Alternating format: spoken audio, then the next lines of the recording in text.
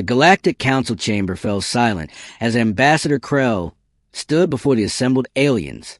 His 4 eyes gleamed with amusement as he pulled up the human fleet registry on a holographic display. "Behold," Krell announced, his voice dripping with mockery, "the mighty human warships." The council members leaned forward, reading the names displayed in bright letters. Thunderstrike, Vengeance, Iron Fist, Stormbringer. A wave of laughter erupted across the chamber. Commander Xyloth, a reptilian warrior from the Draxian Empire, slapped his armored tail against the floor.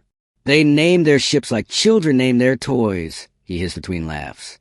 High Admiral Vorta, leader of the Kryn Supremacy, wiped tears from her crystalline eyes. "What next?"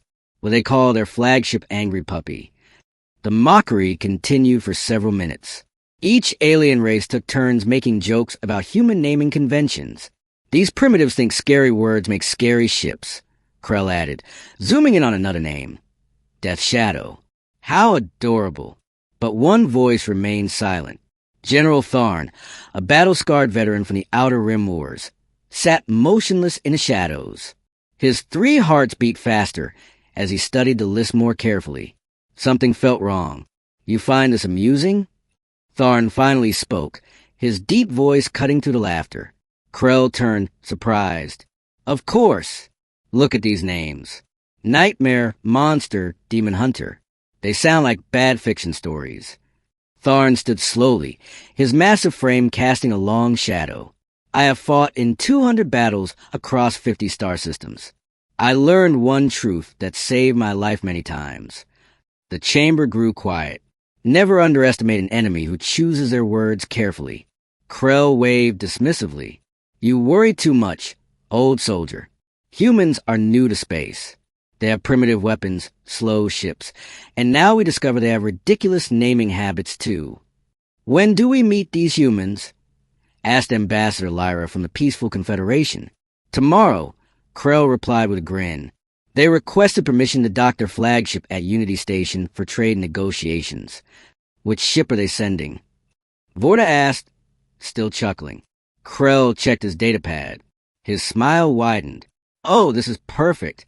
Their flagship is called Nightmare." The chamber exploded with fresh laughter. "I cannot wait to see this Nightmare." Xyloth roared. "Probably a cargo hauler with missiles attached." Even the diplomatic staff joined the mockery now. But General Tharn did not laugh. He pulled up his personal terminal and began searching human military history. What he found made his blood run cold. Human ships were named after concepts.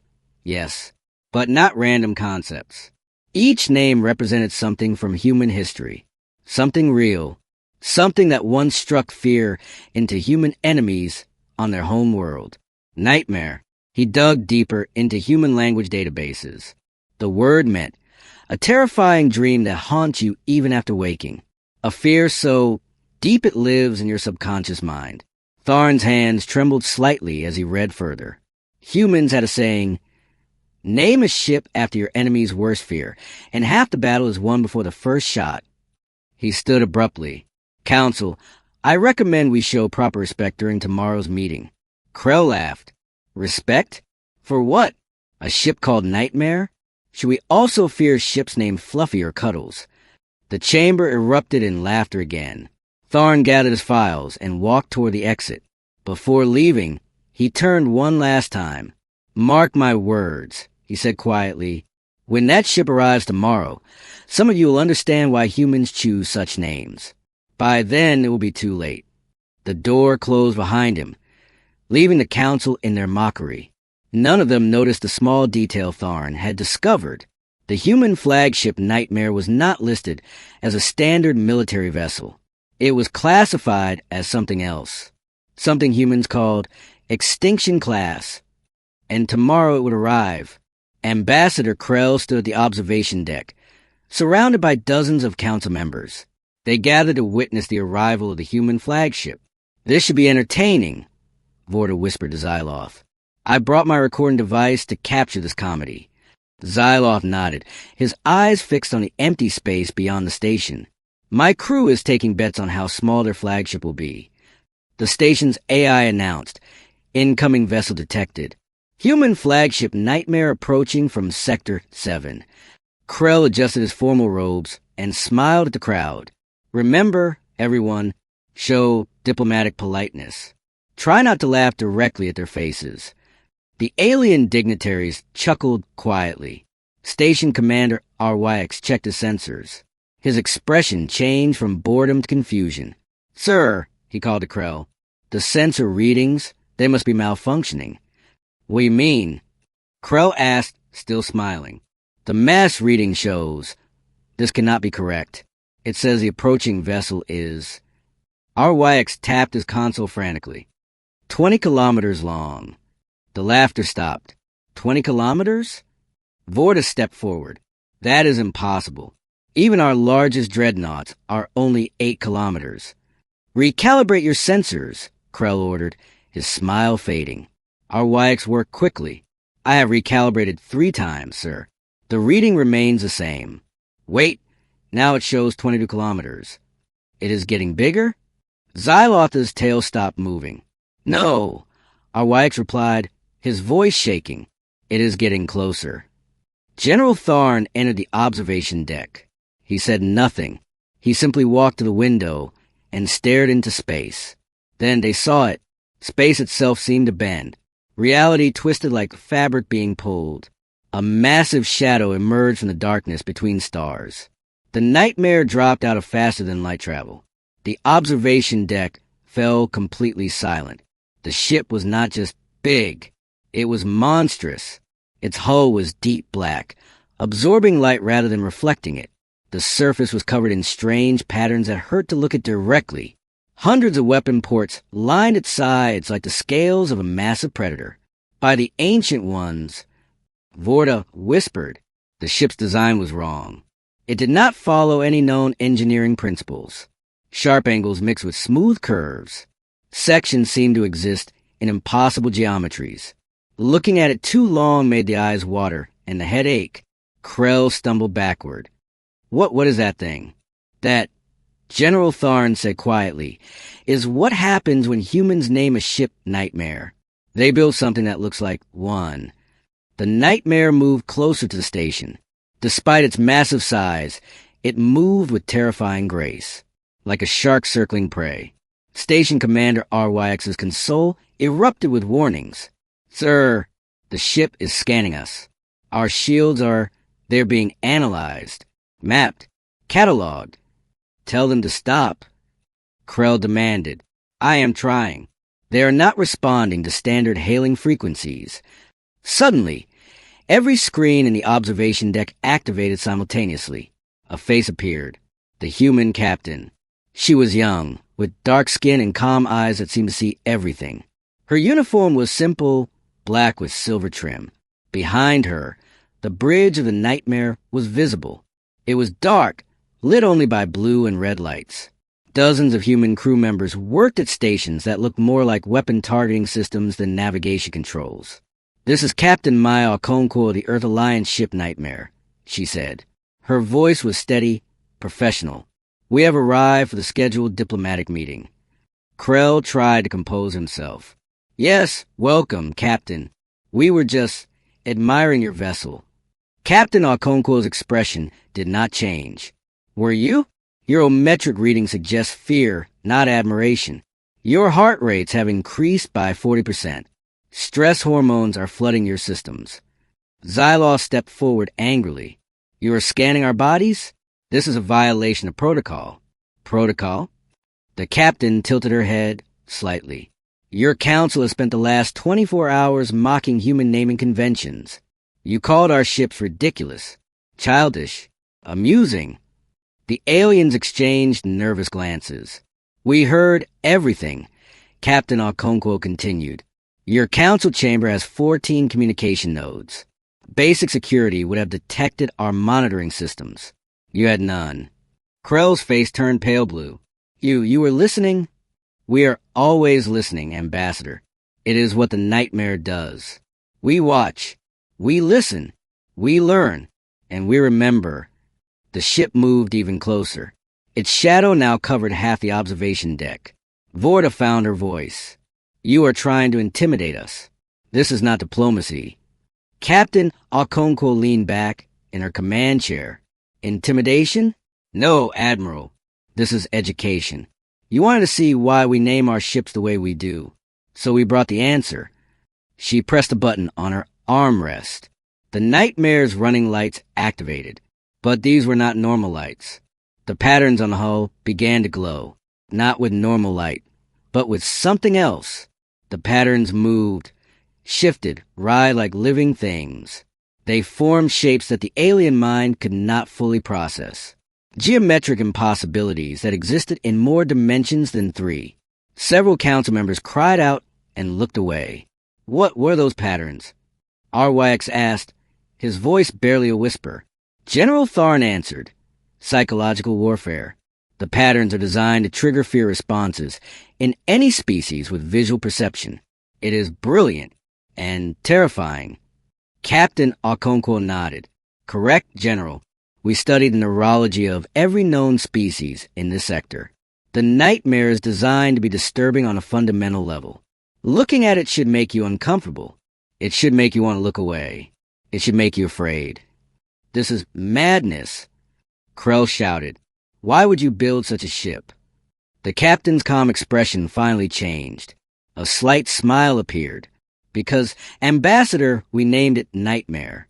And we keep our promises. The lights on the ship grew brighter. Our civilization learned something important in our history. Wars are not won only by destroying the enemy. They are won by breaking the enemy's will to fight.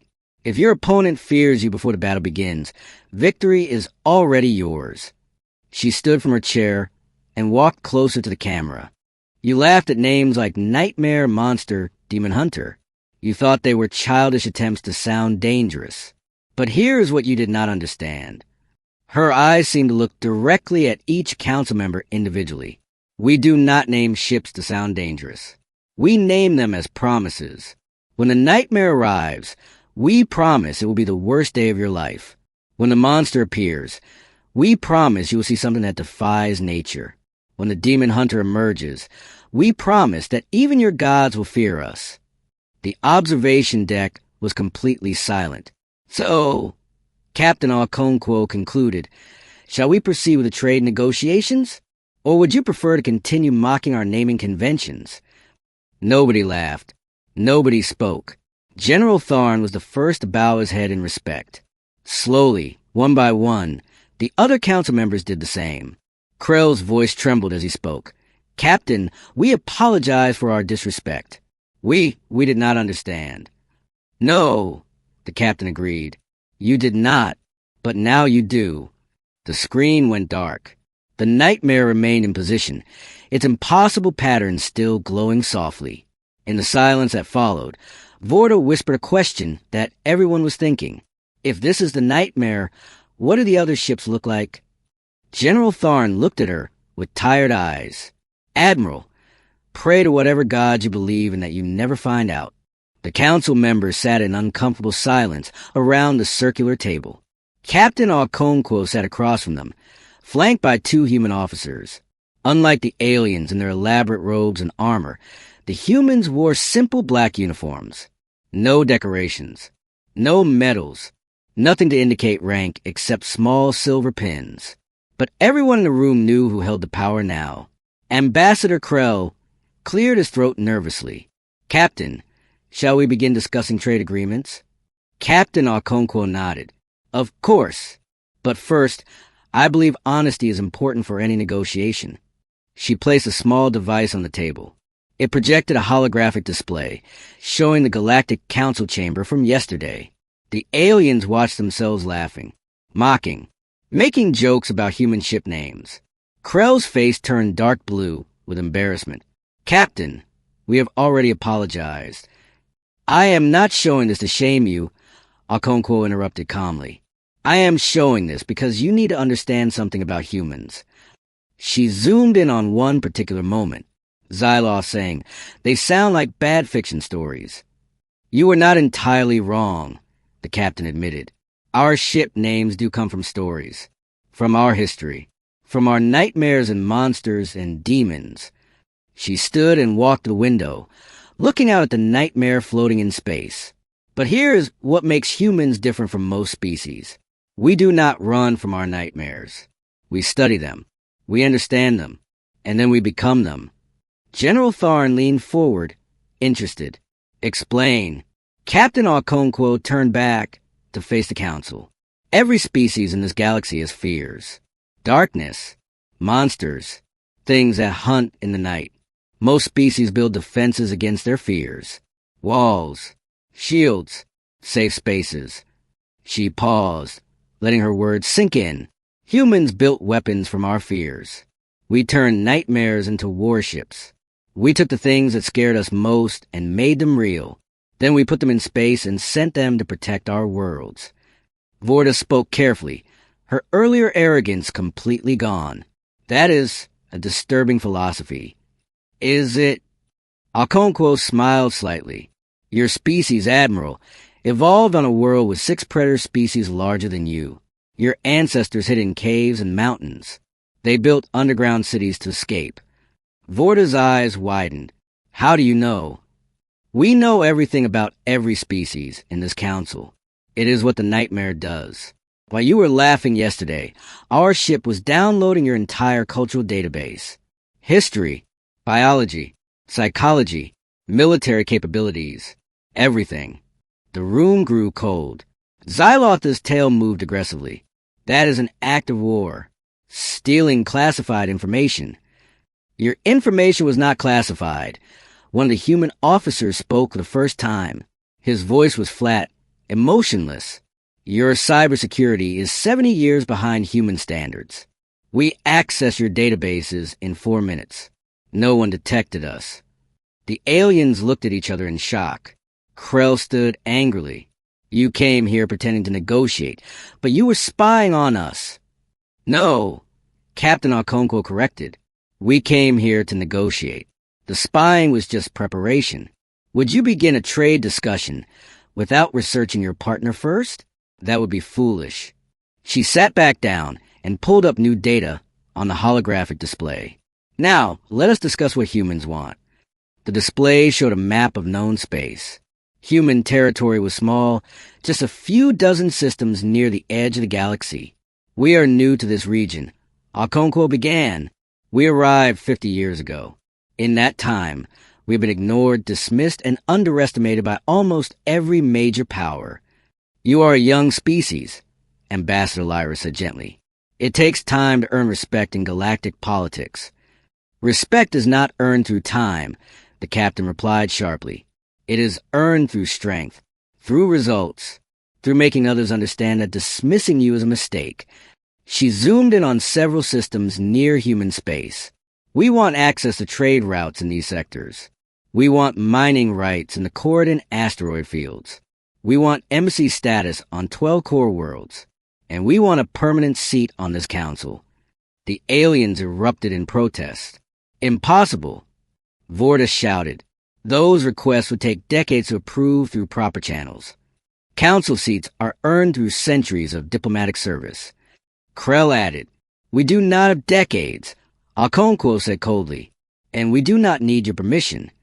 The room fell silent. General Tharn spoke carefully.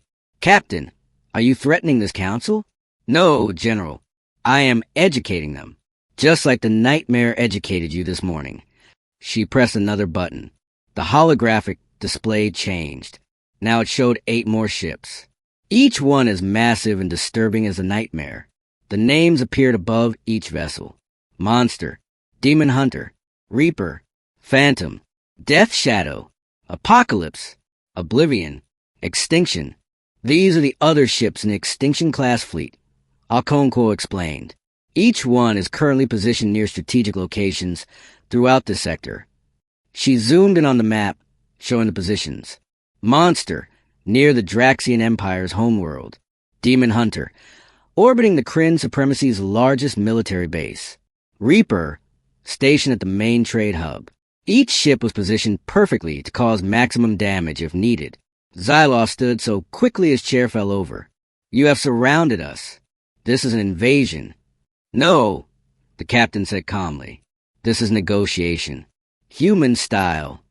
She looked at each council member in turn. We are not asking for your permission. We are informing you of the new reality. Humans are now a major power in this region.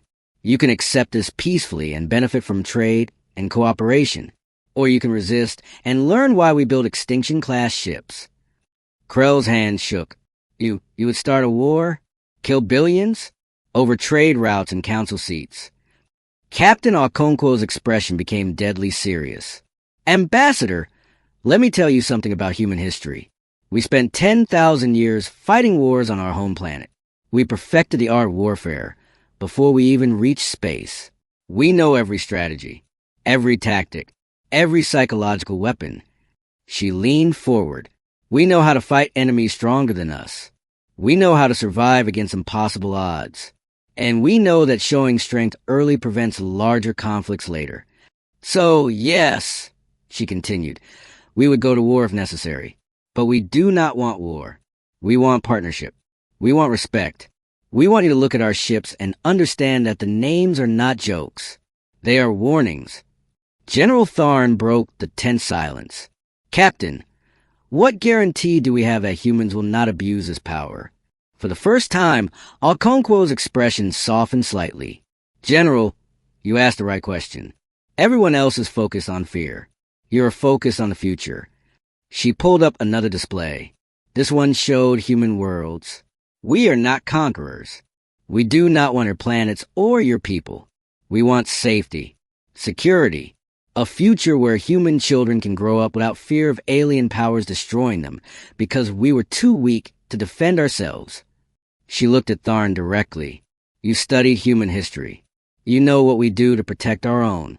The Nightmare and her sister ships exist for one purpose, to make sure no one ever threatens humanity again. The room was quiet for a long moment. Finally, Ambassador Lyra spoke. Her voice was thoughtful, not afraid. Captain Okonkwo, I believe I understand now. You did not come here to conquer or threaten. You came here to establish boundaries. Exactly, the captain nodded. In human culture, good fences make good neighbors. Our ships are fence. Krell sat down slowly, his anger replaced by tired acceptance. And if we agree to your terms, what then? Then humans become your allies. Our technology, our military, our resources become available for mutual benefit. We help protect trade routes. We share scientific discoveries. We become partners instead of threats. Vorta looked at the display showing the 8 massive warships. And if we refuse? Captain Okonkwo stood and walked toward the door. Then we leave the station. We close our borders. And the next time you see a ship named Nightmare, it will not be here to negotiate. She paused at the door and looked back. You have 24 hours to decide. The Nightmare will remain in position until then. I suggest you discuss this carefully with your respective governments. The 3 humans left the conference room. The council sat in silence for several minutes. Finally, General Tharn spoke. She is right, about everything. Krell looked at him in disbelief. You support this extortion? It is not extortion. It is reality. Tharn pulled up his own data. I finished analyzing human military history last night. They do not bluff. They do not threaten without capability to follow through. And they do not name ships carelessly. He showed them battles from Earth's history. Humans fighting against overwhelming odds. Humans sacrificing millions to win. Humans using tactics that made even Tharn, a veteran of 200 battles, feel uncomfortable.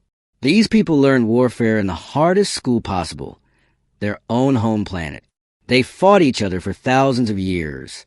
Every strategy we know, they invented. Every tactic we use, they perfected. Xylotha's tail moved nervously. What are you saying? I am saying that if we refuse their terms, the name Nightmare will become very literal for all of us. Vorta stared at the display, showing the 8 ships. Can we fight them? If all council species unite. General Tharn was quiet for a moment. Probably. We have more ships, more soldiers, more resources. We could win a war against humanity. Then why do you look so worried? Krell asked. Tharn looked at them with ancient, tired eyes. Because winning a war against humans and surviving the victory are two different things. These people named their capital ships after extinction events. What do you think they named their final weapons? No one answered. Outside the window, the nightmare hung in space, its impossible patterns glowing softly. A promise, a warning, a nightmare made real. Far beyond Unity Station, in a region of space marked as quarantined on all galactic maps, something stirred. A massive structure floated in the darkness. It was not a ship. It was not a station. It was something else entirely. The structure was organic, living, breathing. Inside its central chamber, a being opened its many eyes. The Collector had detected something new. For 3,000 years, the Collector had observed this galaxy. It watched species rise and fall. It studied their technology, their culture, their weaknesses. And when a species became interesting enough, the Collector took samples. Now, its sensors detected something unusual. Energy signatures that should not exist. Ship designs that violated known physics. Psychological warfare patterns that suggested advanced understanding of neural architecture. The Collector was intrigued. It began moving toward the source of these signatures. Slowly, patiently, like a predator stalking prey. The humans had caught its attention. Unity Station, Council Chamber, 18 hours later. The Council had been in emergency session for the entire night. Representatives from 50 different species argued, debated, and calculated. General Tharn stood at the center, presenting his analysis. I have reviewed human capabilities extensively. My conclusion is clear. We should accept their terms. Ambassador Krell shook his head. You ask us to surrender to a species that has been in space for less than a century. I ask you to be intelligent. Tharn replied firmly. Look at the data. Humans went from primitive combustion engines to faster-than-light travel in 200 years. They built weapons that could destroy their own planet before they even left their solar system. He pulled up images of human weapons. Nuclear bombs, biological weapons, kinetic strike systems. They invented ways to kill themselves on a planetary scale, then chose not to use them. That level of restraint combined with that level of capability is extremely rare. Vorta crossed her arms. So we should fear them because they showed restraint? No. We should respect them because they showed restraint while possessing overwhelming power. That is the mark of a mature civilization. Ambassador Lyra nodded slowly. General Tharn makes a valid point. Perhaps we have been viewing the situation incorrectly. How so? Xyloth asked, his tail twitching. We have been treating this as humans demanding tribute. But what if they are offering protection? The chamber fell silent. Lyra continued. Think about it. They position their most powerful ships near our critical locations. Yes, it looks like a threat, but it also looks like a defensive perimeter. Defending against what? Krell asked. Before anyone could answer, alarms erupted throughout the station. Station Commander Arwaix's voice came through on emergency broadcast. All personnel, alert status 1. Unidentified massive object detected entering the sector. It is not responding to hails. The council members rushed to the observation deck. What they saw made their blood run cold. The Collector had arrived. Its organic structure was massive, easily 3 times the size of a nightmare. Tentacle-like appendages extended from its central body, each one covered in sensory organs and weapons ports. By the ancients, Vorta whispered, the Collector. It has not been seen in this region for 500 years. General Tharn immediately activated his combat protocols. All military vessels battle stations. Civilian ships evacuate immediately. Krell grabbed Tharn's arm. What is that thing? An ancient species. Maybe the oldest in the galaxy. No one knows where they come from. They appear every few centuries, study species they find interesting, and then take samples. Samples? Xyloth asked nervously. Ships? Technology? People? Tharn's voice was grim. The Collector takes what it wants. Then it disappears. No one has ever successfully fought it off. The Collector moved closer to Unity Station. Its tentacles began reaching toward the docked ships. Then, something changed. Space itself bent and twisted. Reality rippled like water. The nightmare appeared between the collector and the station. Captain Okonkwo's voice came through on all frequencies. Nightmare to Unity Station. We are engaging the hostile entity. All ships stay back. Krell looked at General Tharn in shock. They are going to fight the collector? That is suicide. But Tharn was watching something else. His eyes were fixed on the nightmare's hull. The patterns had changed. The geometric shapes that hurt to look at were now moving faster. Shifting. Reorganizing. The ship was transforming. What is it doing? Vorta asked. I think. Tharn said slowly, we are about to learn why humans named their ship Nightmare. Captain Okonkwo sat in her command chair, completely calm despite the massive alien entity approaching. Status report, she ordered. The entity matches database records for species designation. Collector, her tactical officer reported. Estimated age, over 10,000 years. Threat level, extinction. Psychological warfare systems, online and active. The entity shows no neural response. Its brain structure is too different. Expected. Okonkwo nodded. What about structural analysis? Scanning now. The outer shell is organic armor, approximately 20 meters thick. Inner structure contains multiple chamber systems, detecting thousands of life signs inside. Captain, the officer's voice wavered. They are from different species. It has been collecting specimens for a very long time. Okonkwo's jaw tightened. So the legends are true. It is a museum ship, a collection of stolen lives. She stood and walked to the main viewport. The collector was less than 5 kilometers away now. Open all weapon ports. Charge the main cannon. And activate Protocol Nightmare. Her crew hesitated for just a moment. Captain, Protocol Nightmare has never been tested in actual combat. Execute the order. Yes, ma'am. Throughout the ship, systems activated. The Nightmare began to change. The hull patterns shifted faster. The geometry became even more impossible. Sections of the ship that should not be able to move began moving, reconfiguring, transforming. The Nightmare was showing its true form. The Council watched in horror and fascination as the human ship transformed. Weapon ports opened like hungry mouths.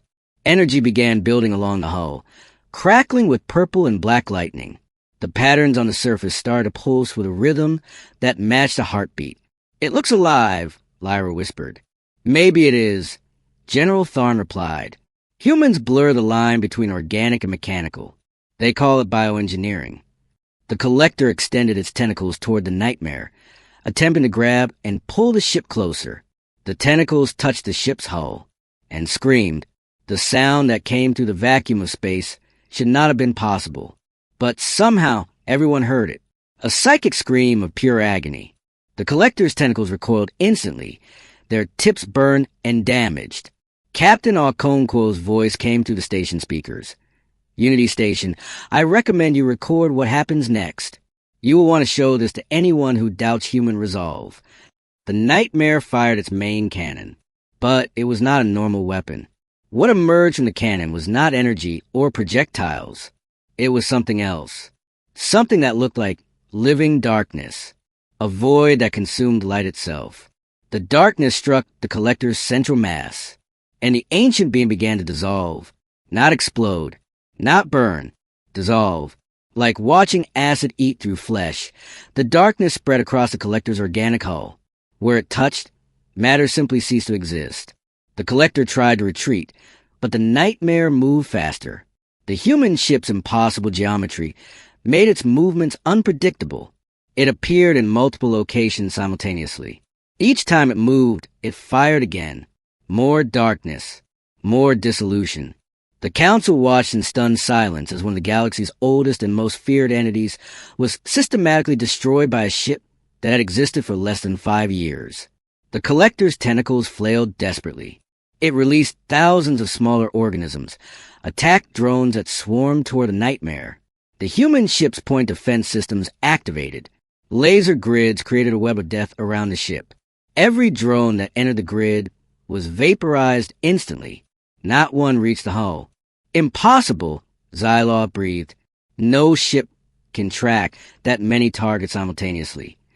Human computers can, General Tharn said quietly. Their artificial intelligence is generations beyond ours. They built machines that think faster than organic minds. The battle lasted exactly 11 minutes. When it ended, the collector was gone, reduced to scattered atoms floating in space. The nightmare hung motionless for a moment. Then it slowly rotated to face Unity Station.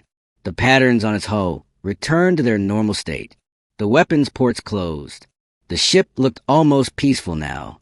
Almost. Captain Okonkwo's face appeared on all screens. She looked tired, but her voice was steady. Unity Station, the threat has been neutralized. We detected the collector 3 days ago, moving toward this sector. That is why we position our fleet. We came to protect you. The council members looked at each other in shock. Krell spoke first. You knew? You knew this thing was coming, and you did not warn us. We tried, Okonkwo replied. We sent 7 diplomatic messages requesting emergency military consultation. All 7 were ignored. You were too busy laughing at our ship names to read your security briefings. She let that sink in. The Extinction-class fleet was not built to threaten you. It was built to fight things like the Collector, ancient threats that even the old galactic powers cannot handle. We built nightmares to fight nightmares. General Tharn bowed his head deeply. Captain, on behalf of the Galactic Council, I apologize. We underestimated you. We mocked you. We failed to see the truth. And what truth is that, General? That humans do not name ships to sound dangerous. They name ships based on what those ships can actually do. The nightmare just gave us all a nightmare we will never forget. Captain Okonkwo nodded slowly. Now you understand. This is why we requested a council seat. Why we need access to intelligence networks. Why we need to be included in strategic planning. She leaned forward, her expression serious. The Collector was not hunting randomly. It came here because it detected our ships. It wanted to study us, to collect us.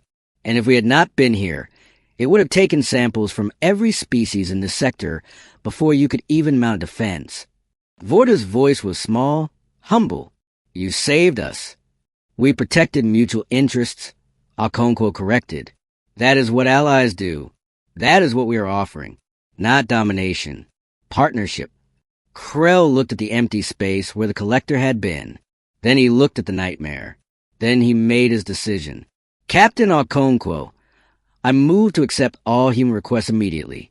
Trade routes, mining rights, embassy status, and a permanent council seat. Seconded. Vorda said quickly. Agreed, Xylov added. One by one, every council member voted in favor. It was unanimous. Captain Okonkwo allowed herself a small smile. Thank you. We look forward to working with you. But I must warn you about something. What? Krell asked nervously. The Collector you just saw? It was a scout, a juvenile. The adult versions are 10 times larger. The council chamber fell silent. And there are things in deep space that make even adult collectors look small. She stood from her command chair. So yes, we built 8 Extinction-class ships. And yes, we named them after nightmares and monsters and demons. Because that is what is out there, waiting in the dark. And someone needs to be ready to fight them. The screen went dark. The nightmare slowly moved away from the station, returning to its patrol position. General Tharn looked at his fellow council members. From this day forward, I suggest we never mock human ship names again. Everyone nodded in agreement. Outside, 7 more ships appeared from faster-than-light travel. Monster, Demon Hunter, Reaper, Phantom, Death Shadow, Apocalypse, Oblivion. The full Extinction-class fleet had arrived, not as a threat, as guardians. And somewhere, deep in the dark between stars, something much larger than Collector noticed a battle, and began to move. Deep space sensors across the sector began screaming warnings simultaneously. Station Commander Arwyk stared at his displays in disbelief. This cannot be real. The readings are impossible. General Tharn rushed to the sensor station. What is it? Mass signature detected. Distance. 20 light years in closing. Size. Our YX's hand shook. The computer keeps recalculating. It thinks there's an error in the data. Show me. The holographic display activated. What it showed made everyone in the command center stop breathing. A structure was approaching. But calling it a structure was like calling an ocean a puddle. It was over 1,000 kilometers long. The thing moved through space like a continent floating through water. Its surface was covered in millions of organic growths, each one the size of a small moon. Energy crackled across its hull in patterns that suggested intelligence. Ancient intelligence. Get Captain Okonkwo, Tharn ordered. Now. Captain Okonkwo's face appeared on screen within seconds. Behind her, the Nightmare's bridge was already in full combat mode. We see it, General, she said before he could speak. We have been tracking it for the last 6 hours. 6 hours? Krell appeared beside Tharn. Why did you not warn us? Because warning you would have caused panic without purpose. We needed time to analyze the threat and prepare a response. Vorta pushed forward. What is that thing? Captain Okonkwo's expression was grim. We call it a Devourer. Our deep space probes detected it 3 years ago. It has been traveling through the galaxy for over 50,000 years. Maybe longer. She pulled up data on her display. The Devourer does not collect samples like the Collector. It does not study species. It consumes them. Entire civilizations. Planets. Star systems. Everything. The council members looked at each other in horror. How many civilizations has it destroyed? Ambassador Lyra asked quietly. We have identified remains of at least 200 different species inside its structure. Those are just the ones we could recognize. There are probably 1,000 more. Xylotha's tail went completely still. How do we fight it? You do not. Okonkwo replied simply. Your weapons are designed to fight ships, space stations, fleets. The Devourer is beyond that scale. Shooting it with conventional weapons would be like shooting an ocean with a pistol. Then why did you build the Extinction Fleet? General Tharn asked. If you knew about this thing, you must have a plan. For the first time since they met her, Captain Okonkwo showed something other than confidence. Fear. Just for a moment. Then it was gone. We have a plan, General, but I will not lie to you. We do not know if it will work. The Extinction Fleet was built specifically to fight the Devourer. Every system, every weapon, every piece of technology was designed for the single purpose. She stood from her command chair. We named 8 ships in the Extinction class, but there's a 9th ship, one we never told you about, one we hoped we would never have to use. The display changed, showing a ship that made even the Nightmare look small. It was different from the other Extinction-class vessels, where they were designed to look disturbing and wrong. This ship was designed to look like nothing at all. Its hull absorbed all light, all radiation, all energy. Looking at it was like looking at a hole in space itself. This is the 9th ship, Okonkwo said quietly. We named it Extinction. The council was silent. The ship lives up to its name. It carries one weapon, a device that took humanity 15 years to build. We call it the Omega Bomb. What does it do? Krell asked, though he was not sure he wanted to know the answer. It creates a localized collapse of space-time, a controlled singularity that lasts for exactly 7 seconds before dispersing. Anything caught inside that 7-second window ceases to exist, not destroyed, not scattered. Erased from reality completely. Vorta's voice was barely a whisper. You build a weapon that erases things from existence? We build a weapon to fight the Devourer, Okonkwo corrected, because that is what victory requires. General Tharn studied the captain carefully. But you are afraid. I can see it. Why? Captain Okonkwo met his eyes directly. Because we have never tested the Omega Bomb at full power. We do not know if it will destroy the Devourer or just make it angry. We do not know if the singularity will collapse properly or expand and consume everything in this sector. We do not know if firing the weapon will work or kill us all. She paused. But we're going to fire it anyway. Because that is what the name extinction means. We will stop that thing, or we will die trying. Those are the only two options. The Devourer was now 10 light years away. At its current speed, it would reach Unity Station in 48 hours. Krell looked at the massive alien entity on the display. Can we evacuate? Move the station? Run. To where? Okonkwo asked. The Devourer moves faster than any known ship. It can track energy signatures across hundreds of light years. If you run, it will follow, and it will consume everything in its path until it catches you. So we are trapped, Xylos said bitterly. No, General Tharn corrected. We are defended by humans who built nightmares to fight nightmares. He looked at Captain Okonkwo with respect. What do you need from us, Captain? Evacuate all non-essential personnel from Unity Station. Move them to the inner systems. If this goes wrong, we want as few casualties as possible. And if it goes right? Okonkwo smiled, but there was no humor in it. If it goes right, you'll get to see why humans name a ship Extinction, and you'll understand why we keep our promises. 46 hours later, the evacuation was complete. 46 hours later, the evacuation was complete. Only military vessels remained in the sector. The 8 Extinction-class ships formed a perimeter around Unity Station. Each one was positioned precisely, creating a geometric pattern in space. And at the center of the pattern, hidden in the shadow of a dead moon, the 9th ship waited. Extinction. Captain Okonkwo stood on the bridge of the Nightmare, watching the sensors. Her crew worked in complete silence. Every person knew what was at stake. Captain, her tactical officer called out. The Devourer has entered sensor range. Distance 1 light year. All ships, battle stations. Extinction. Prepare Omega Bomb for firing sequence. Another voice came through the communication system. Captain Chun of the Extinction. Omega Bomb charging. Estimated time to full power.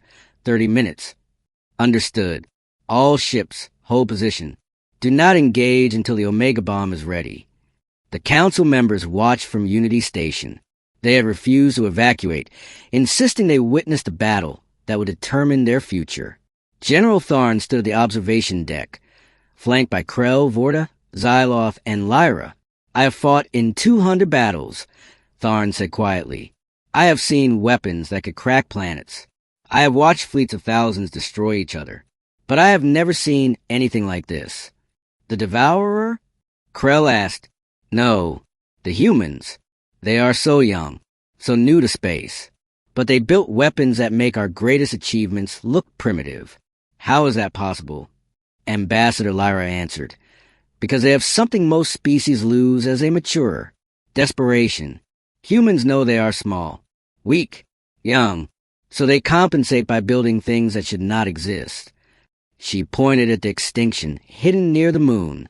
That ship represents everything terrifying about humanity. They know the weapon might kill them. They know it might fail.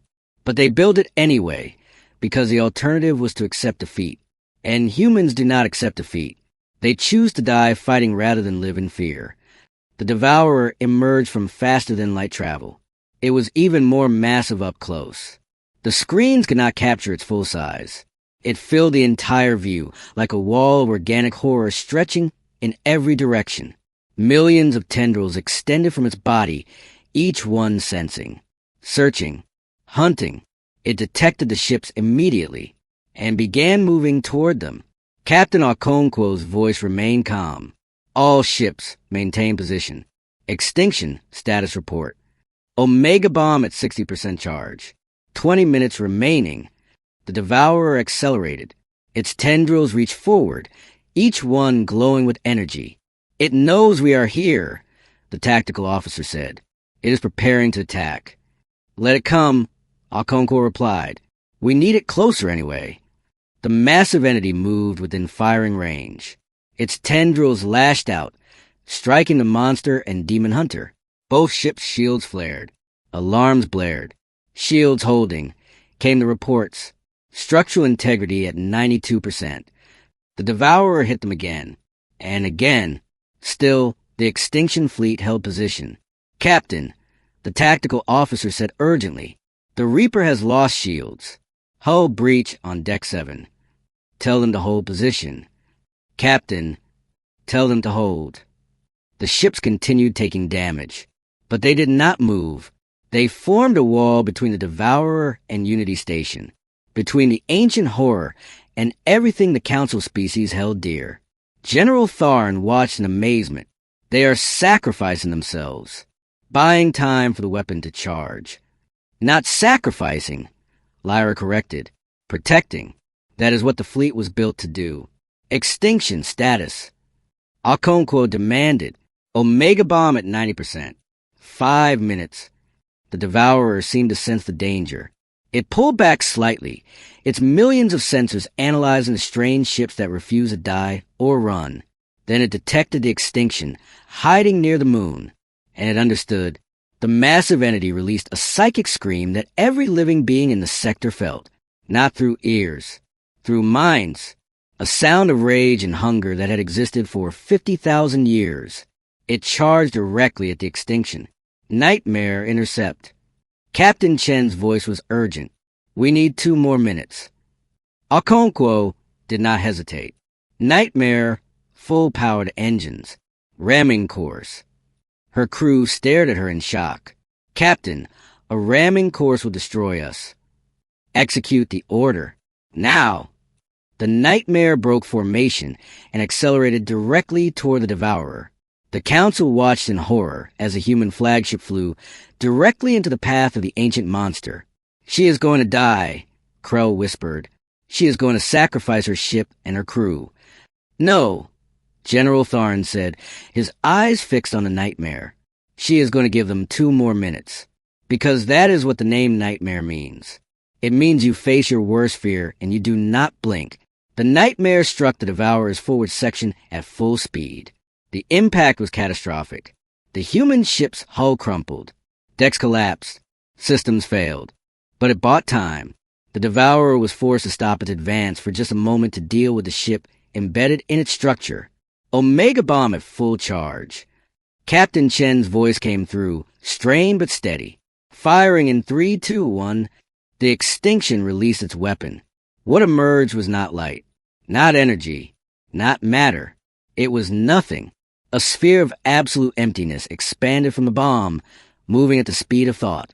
Where it touched the Devourer, reality broke. The ancient entity did not explode or burn. It simply stopped existing. The sphere expanded for exactly 7 seconds, erasing everything caught inside. Half of the Devourer vanished. The remaining half thrashed wildly, its tendrils flailing in agony and confusion. For 50,000 years, nothing had hurt it. Nothing had even threatened it. Now, half of its body was gone. Captain Okonkwo's voice came through weakly from the damaged Nightmare. All ships, fire everything, finish it. The 7 remaining Extinction-class ships opened fire simultaneously. Every weapon, every missile, every directed energy beam. The wounded Devourer tried to retreat, but it was too slow. Too damaged. The combined firepower of the fleet tore through what remained of the ancient monster. It took 40 minutes of continuous firing. But finally, the Devourer stopped moving. Its tendrils went limp. Its energy signatures faded. The psychic presence that had terrified the galaxy for millennia disappeared. It was dead. The sector fell silent. Captain Chen's voice came through. Extinction to Unity Station. Target neutralized. Repeat, target neutralized. The observation deck erupted in cheers. Council members embraced each other. Some cried. Others simply stared in disbelief. But General Tharn was not celebrating. He was looking at the Nightmare. The ship was badly damaged. Large sections were torn open. It drifted without power. Captain Okonkwo responded. He called out, "Captain, do you read me?" Static. Then weakly, "This is Captain Okonkwo. Nightmare is heavily damaged. Main power offline. Life support critical. Rescue ships are on the way," Tharn assured her. "Hold on. General." Her voice was fading.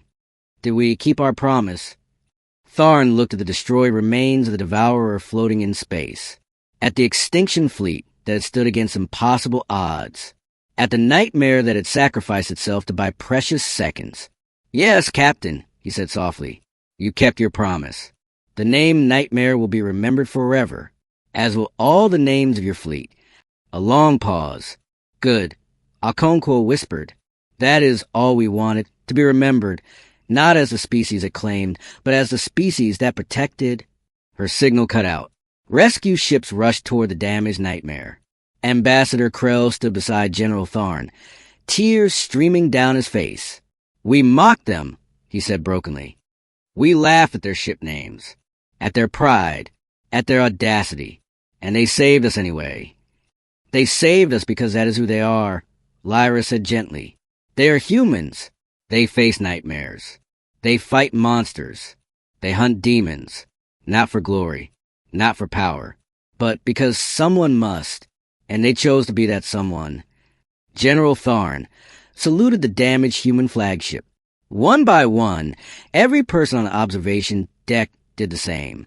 Across the sector, on every ship, every station, every world, beings stopped what they were doing, and they honored the humans who had named their ships after nightmares, and became the heroes who saved them all.